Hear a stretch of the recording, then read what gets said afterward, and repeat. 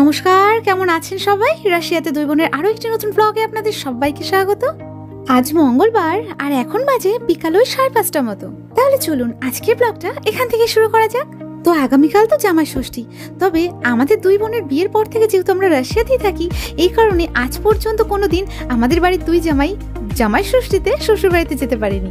আগে পরে দেশে গেলেও এই ষষ্ঠীর সময়টাতে আমাদের কখনো দেশে যাওয়া হয়নি। আর তাই প্রত্যেক বছর বাবা মার হয়ে আমি আর বোনই কিছু স্পেশাল আয়োজন করি আমাদের বাড়ির দুই জামাইয়ের জন্য।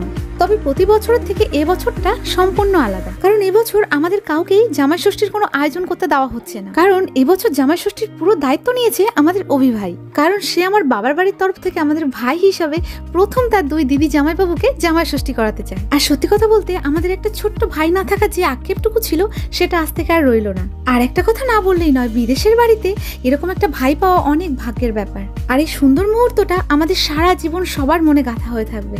আর আজ যেহেতু ওর ডিউটি রয়েছে, ও ছুটি পায়নি, এই কারণে বোনও একটু ডিউটি থেকে আগে বেরিয়ে এসছে।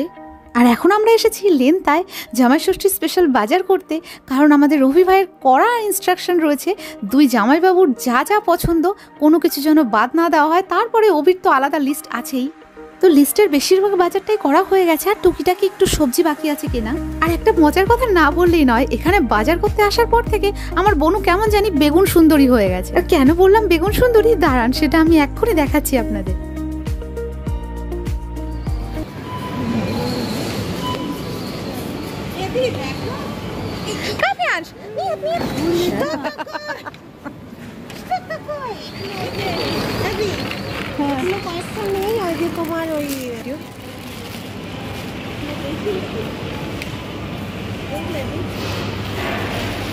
ও বনু দেশি বেগুন নিচ্ছ, দেখে বেগুনগুলো কতটুকু। আরে বলি মালিঙ্কি দাম কত করে? দামও বেশি নয়, ওগুলো ওই ওরকম ভাবে, তাই ওগুলো দাম। এই বেগুন সুন্দরী একটু তাকাও, এই বেগুন সুন্দরী একটু তাকাও, ওই বেগুন পড়ে গেল। তো আজকের মতো বাজার আমাদের কমপ্লিট। আর এত পরিমাণে বাজার করেছি, গাড়িটা দেখেই বুঝতে পারছেন এটা আমাদের কাভিয়াংশের গাড়ি নয়, এটা মালবাহী গাড়িতে পরিণত হয়েছে। তো ব্লগটা তো শুরু করেছিলাম মঙ্গলবার বিকাল থেকে, তবে শেষ করা হয়নি, কারণ জামাই ষষ্ঠী তো খাওয়া হয়নি, ব্লগ শেষ হবে কি করে। আর তাই আজ অর্থাৎ বুধবার আমি একটু সকাল সকাল ঘুম থেকে উঠে একটু মশলাপাতি সবজি সব কেটে রেডি করে রেখেছিলাম, কারণ রান্না বান্নায় আমি অতটা পটু নই।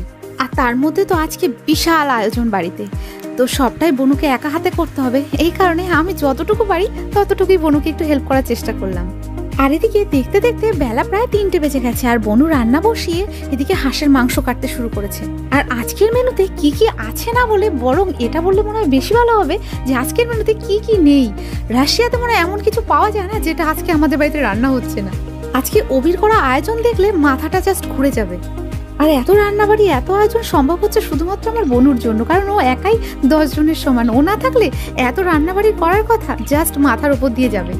আর এদিকে আমাদের সবার জন্য অভি গিফট নিয়ে আসলেও কাভিয়াংশের গিফট এখনো কেনা হয়নি, কারণ অভি ছুটি পায়নি।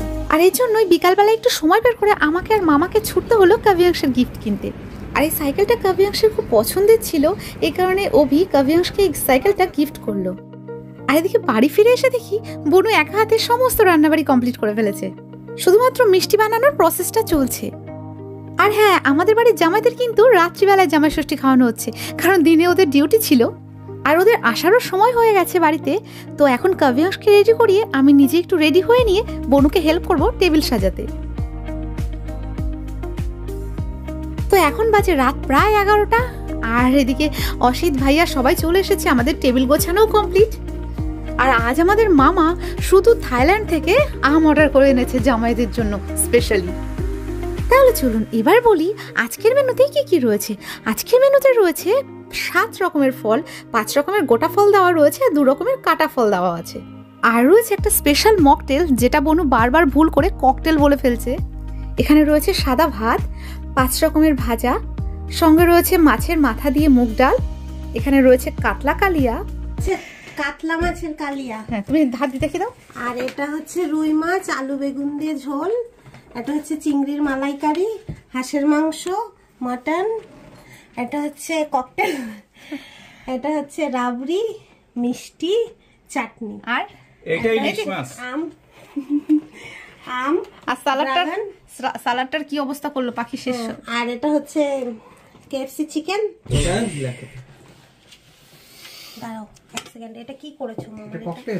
মামাকে এসব ককটেল না মামা, এটা ড্রিঙ্কস। এটা হচ্ছে মামার হচ্ছে লেমন জুস। তাহলে তো এখন ড্রিঙ্কস খাওয়া যায়, তাই? হ্যাঁ অবশ্যই।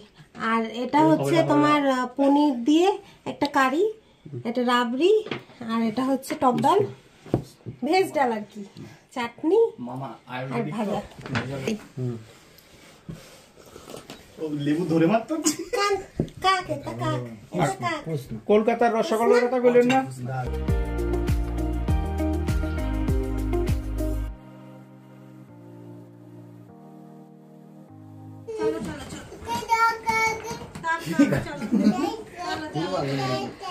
বাবা নিয়ে আস্তে আস্তে ওর গাড়ি দিচ্ছে না। দিদি, start.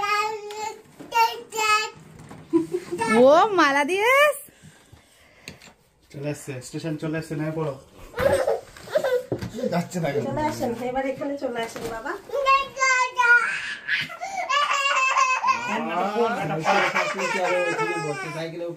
উঠে গেল পাখির সাইকেল। ধরেন। সমস্যা নেই। এরা তো এটা বোঝে না।